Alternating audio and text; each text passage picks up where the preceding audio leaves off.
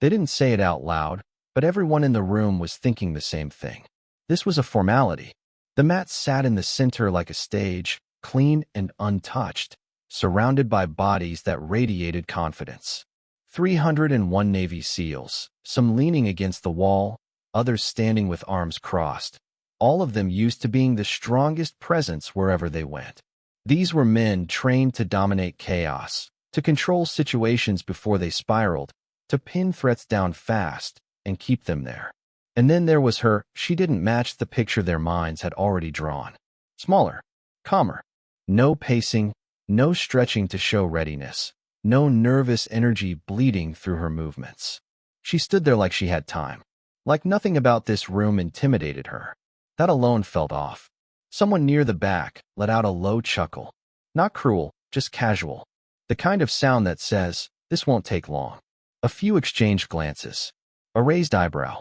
A subtle nod between teammates. The unspoken agreement was already in place. They would be respectful, controlled, professional, but they were certain of the outcome. They had seen this before, or at least they thought they had. People walk into rooms like this all the time with something to prove. Instructors, specialists, outsiders brought in to demonstrate a technique or theory that looks impressive on paper but collapses under real pressure. Usually, it takes a few minutes for reality to catch up. Sometimes seconds, rarely longer. This felt like one of those moments. The silence wasn't respectful. It was evaluative, heavy with judgment. They weren't watching her as a person. They were watching a variable, something to be tested, measured, dismissed if it didn't hold up. No one asked if she was ready. No one needed to. The assumption was that readiness didn't matter. Strength would decide this. Size would decide this. Experience, as they defined it, would decide this. What they didn't account for was how assumptions narrow vision. They believed they understood the setup. One opponent, controlled environment, clear objective. Pin her down. End it. Move on. The simplicity made them comfortable. Comfort breeds carelessness, even among the best. She noticed everything. The way weight shifted onto heels. The way hands rested just a little too loosely at their sides. The way confidence leaked into posture, creating openings no one thought to close.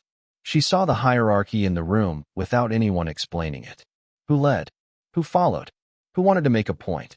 She also saw how little attention anyone paid to her breathing. That was the thing about underestimation. It's loud on the inside but quiet on the surface. It shows up in tiny decisions, in what people don't bother preparing for, in the way they frame the problem before it even starts. To them, she was the problem. To her, the problem was already solved. The mat wasn't just a mat. It was a boundary, a space where rules existed, even if no one bothered to say them out loud. No striking, no chaos, no need to overpower when leverage would do the work faster. She had spent years in rooms where being underestimated wasn't an accident. It was the default. She didn't correct them. She didn't try to shift the mood or earn credibility ahead of time. No explanation of background. No credentials offered up like armor. She let the silence stretch. Let their certainty harden. Let the setup complete itself. Because once people commit to an idea, they stop watching for anything that contradicts it. One of them stepped forward. Confident. Relaxed. Not careless, but not alert either. He had the posture of someone expecting compliance, or at most, mild resistance. The kind you handle and forget. Around the room, attention sharpened just enough to be entertained. This was going to be a quick lesson. Not for her. For everyone else watching. She adjusted her stance by half an inch. No one noticed. The room was waiting for the obvious struggle. The push. The grab. The moment where strength met strength and settled the question the way it always did. They were so focused on the pin that they missed the setup that came before it. The way dominance isn't taken at the moment of contact, but decided in the seconds leading up to it. When one side believes the outcome is already fixed, they assumed she would fail because everything they trusted told them she should. It wasn't arrogance in the loud, chest-thumping sense. It was quieter than that. More ingrained. Built from years of training, repetition, and reinforcement that had never let them down before. In their world, patterns mattered. Size mattered. Aggression mattered. Outcomes followed inputs, and the inputs in front of them didn't add up to a threat. She didn't look like the people who usually challenged them. Experience, to them, had a specific shape. Broad shoulders, hard eyes, a certain stiffness in the walk that comes from living in gear and tension. People who knew how to impose themselves before a word was spoken. She didn't perform any of that. She wasn't signaling dominance. She wasn't trying to take space. That absence alone was read as weakness. They confused restraint for hesitation. They also confused silence for uncertainty. She wasn't filling the air with explanations or warnings. She wasn't narrating what she was about to do. In a room full of operators trained to read intent, the lack of visible intent felt like emptiness, like someone who hadn't yet realized where they were. There was also the comfort of numbers. 301 sets of eyes don't just watch. They reinforce. Each glance confirmed what the others believed. No one wanted to be the person who said, "Maybe we should pay closer attention." Doubt doesn't travel far in rooms built on consensus. Certainty is easier, safer. It keeps the structure intact. They trusted their physical advantages without questioning the context. Strength, to them, had always been decisive. When things went wrong, you applied more force. When resistance showed up, you overwhelmed it. That approach had saved lives. It had ended fights. It had worked so consistently that it became invisible. They no longer saw it as a choice. It was just how things were done. She wasn't built for that kind of fight. That was the point they got wrong. They saw a mismatch and assumed it favored them. What they didn't consider was that mismatches cut both ways. When someone knows they can't win on brute force, they don't play that game. They play a different one, with different rules, and those rules are usually learned the hard way. Another reason they expected failure was familiarity. They had trained with hundreds of instructors, consultants, and specialists over the years. Some were excellent. Some weren't. Most followed a script. A short explanation. A demonstration. A predictable sequence of moves that could be studied, countered, and neutralized. Once you've seen enough patterns, you stop expecting surprises. She didn't announce a pattern. There was no preamble about philosophy or theory. No step-by-step breakdown. Nothing to latch onto. Without that structure, their minds filled in the gaps with what they already knew.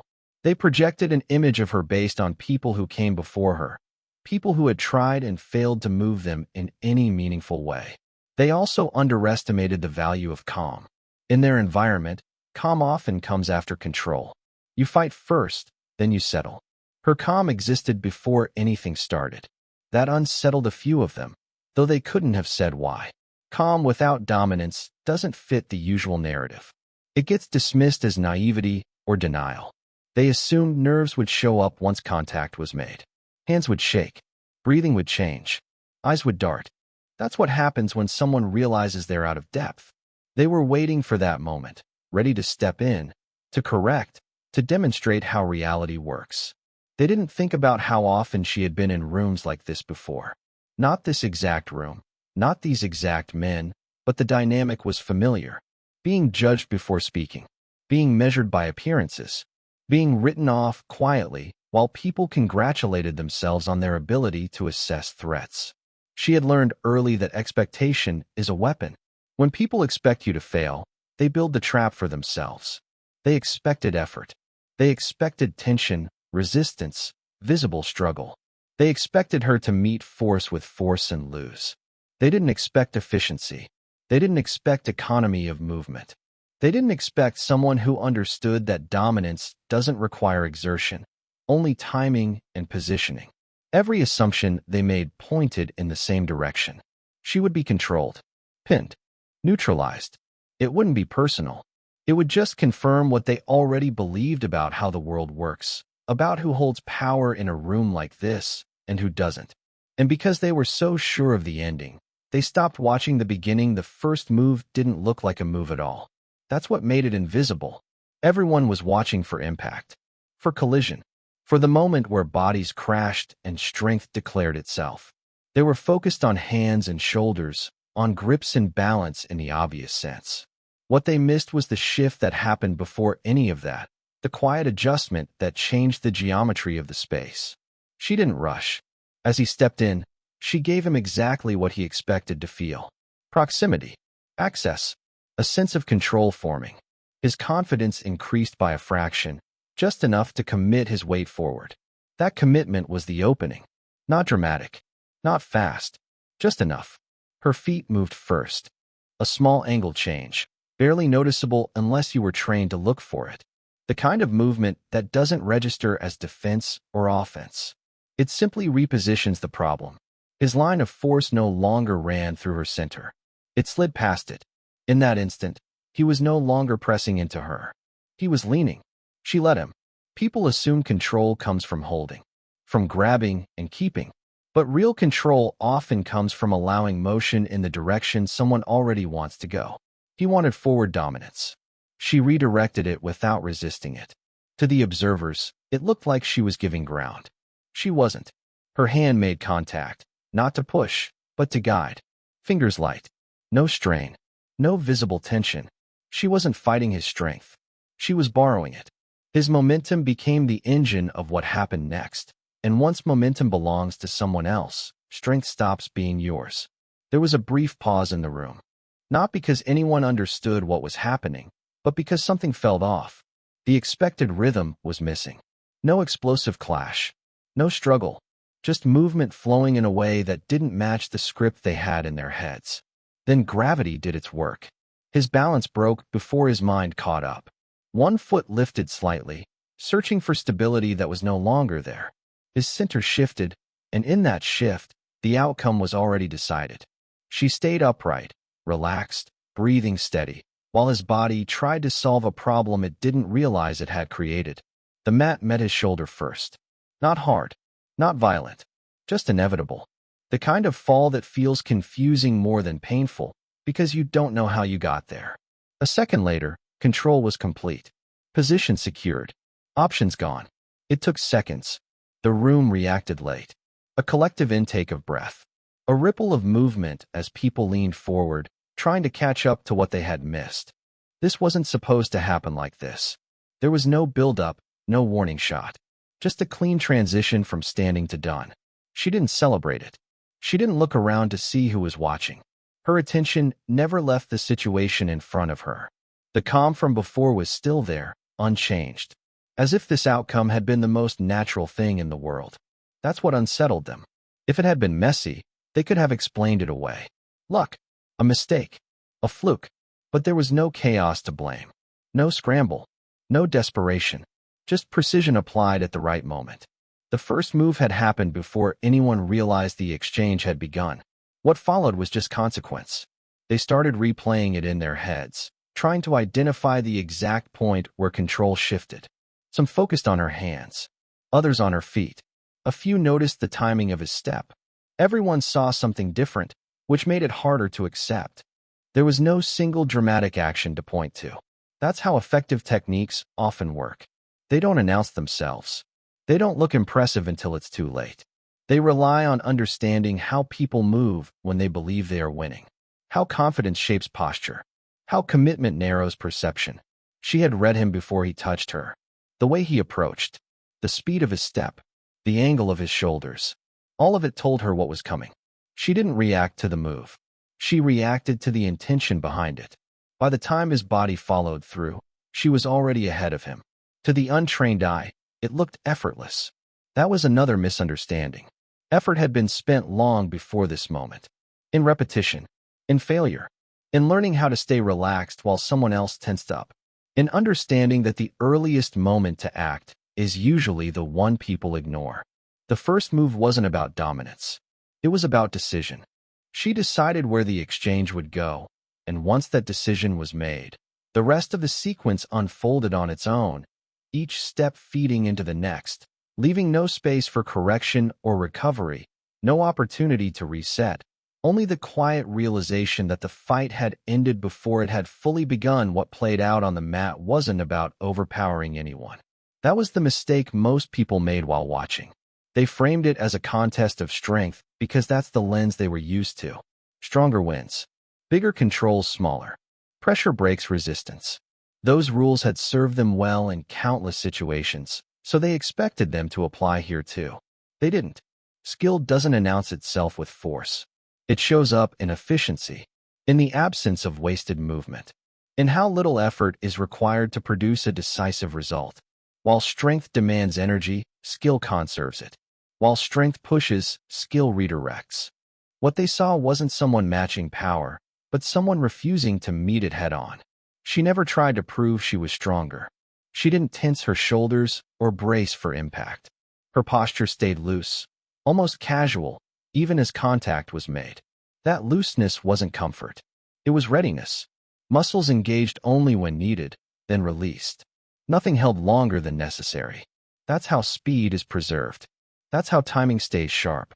The man on the mat with her was doing what he had been trained to do. Apply pressure, close space, secure control. He used his weight like a tool, trusting it to overwhelm whatever was in front of him. Against most people, that approach ends things quickly. Against her, it became a liability. Every ounce of pressure he committed became something she could work with.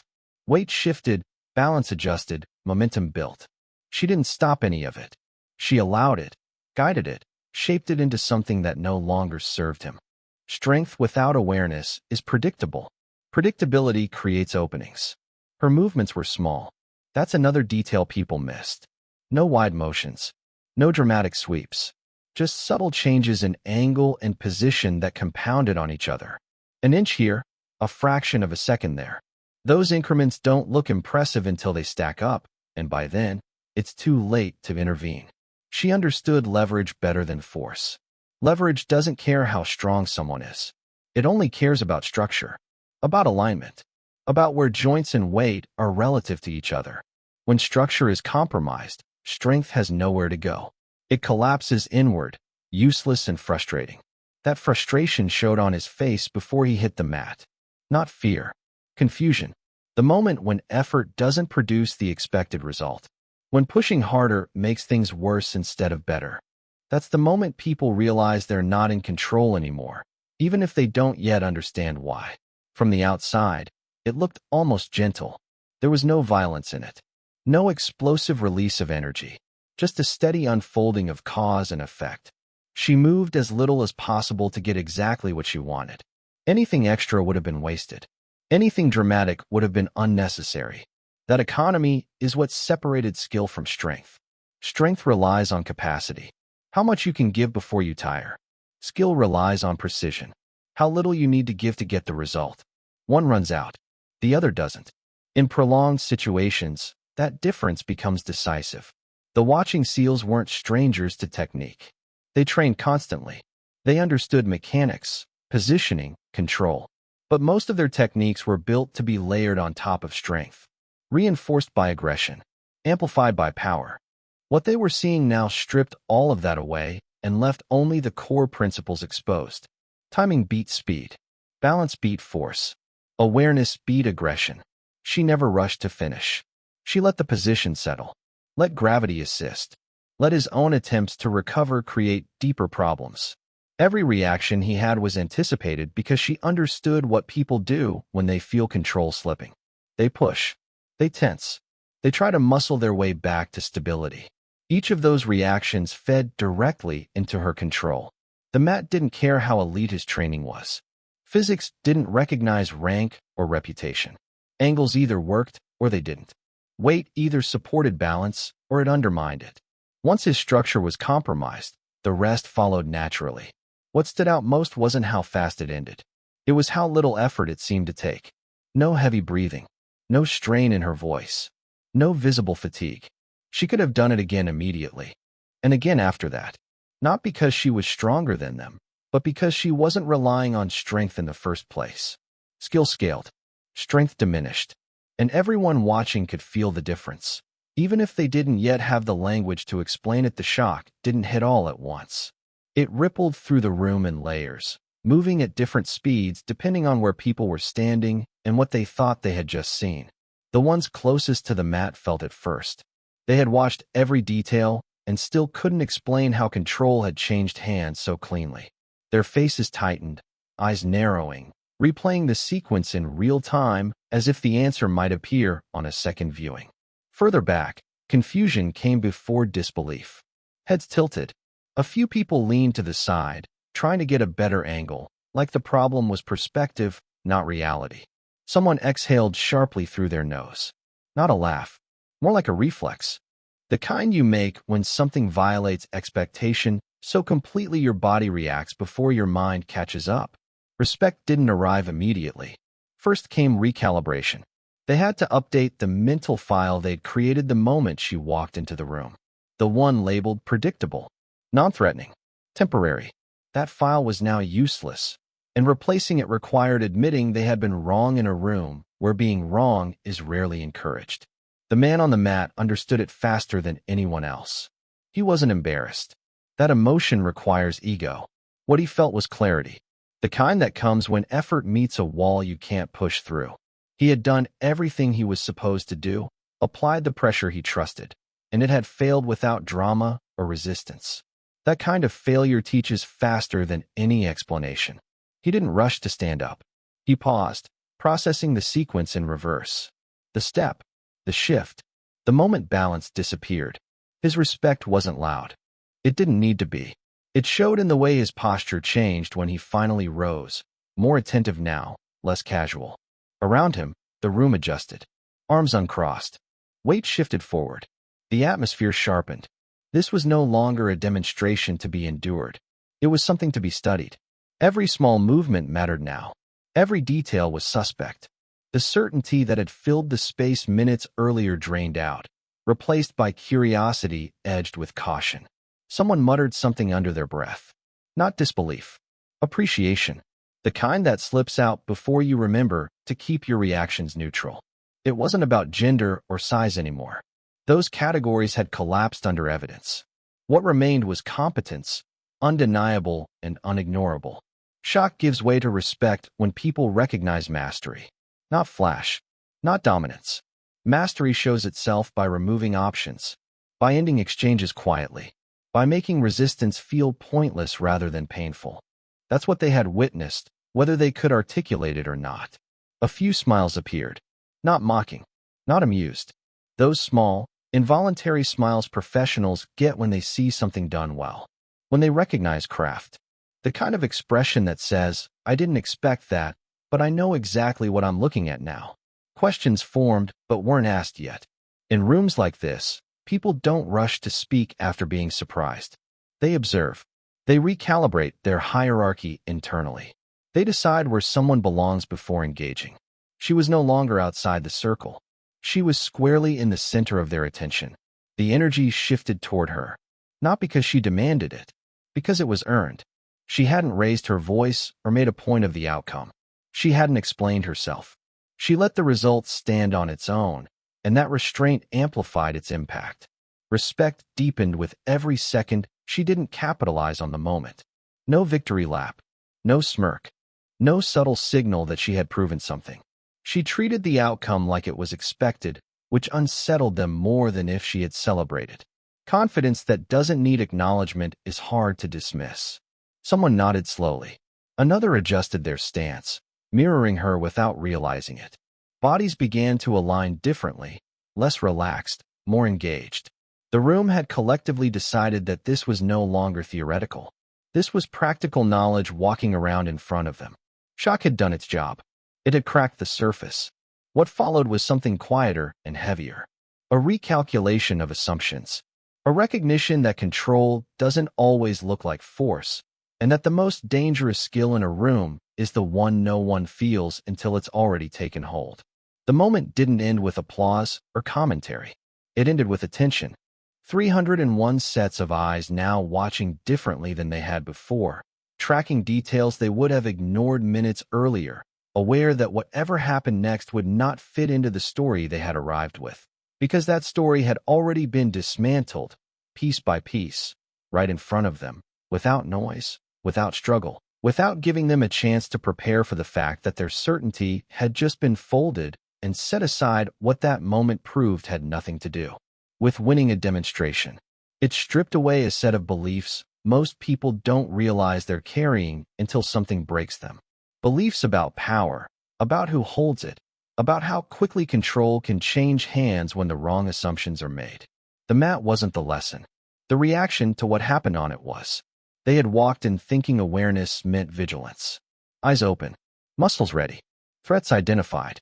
But awareness, the kind that actually keeps you safe, starts earlier than that. It begins with questioning your own certainty, with recognizing when confidence turns into blind spots. What unfolded showed how dangerous it is to believe you already understand the situation. They believed strength created safety. What they saw challenged that idea without arguing against it. Strength didn't disappear. It simply became irrelevant in the face of timing and positioning. The strongest person in the room can still be led into instability if they commit at the wrong moment. Power that can't adapt becomes a liability. It also exposed how hierarchy distorts perception. Rank, reputation, and identity create expectations.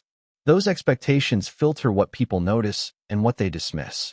When someone doesn't fit the expected profile of authority, their capabilities are often discounted before they're ever tested. The room learned how fast that bias can collapse when reality intervenes. She didn't change who she was to be taken seriously.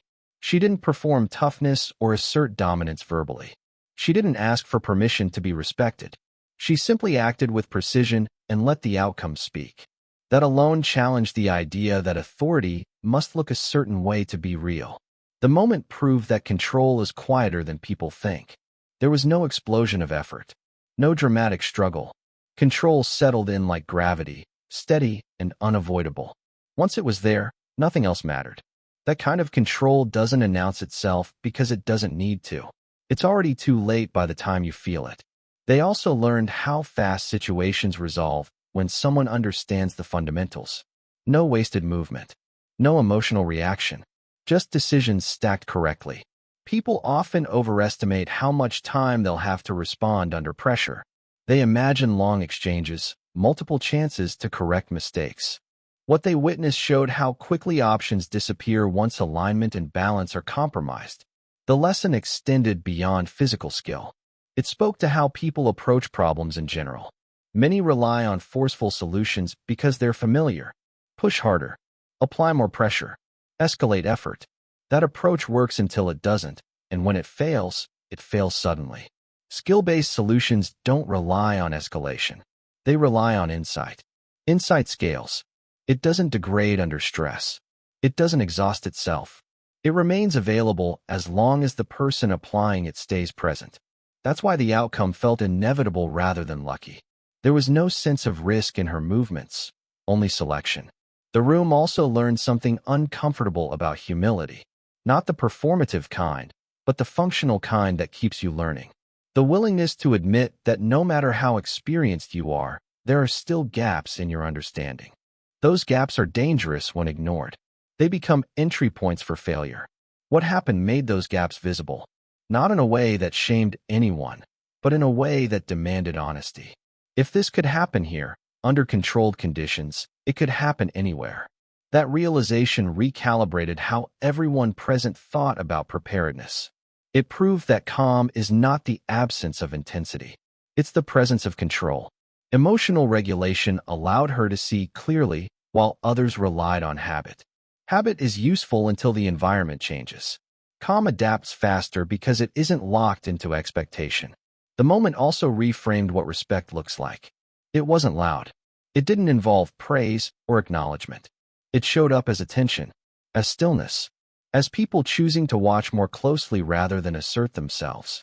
Respect earned through outcome doesn't require reinforcement. Perhaps most importantly, it proved that the most dangerous assumptions are the quiet ones. The ones that feel reasonable. The ones built from past success. The ones that go unquestioned because they've worked before. Those assumptions don't fail gradually. They fail all at once, usually when someone steps into the space who understands them better than you do. The mat was just the trigger. The real shift happened in the minds of the people watching, as they recalculated what mattered, what didn't, and how quickly certainty can be dismantled when skill meets overconfidence, leaving behind a sharper awareness that nothing in a room like that is guaranteed except the consequences of what you fail to see.